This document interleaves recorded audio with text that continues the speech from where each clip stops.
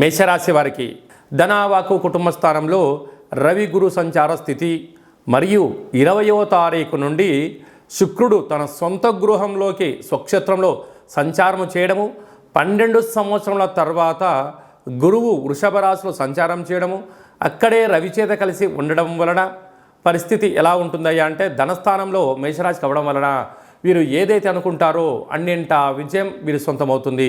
వృత్తులు, ఉద్యోగాలు, వ్యాపారాలు, ప్రైవేట్ సెక్టార్ నుంచి ఫైనాన్షియల్ వ్యాపారాలు అన్నీ యోగదాయకంగానే ఉంటాయి.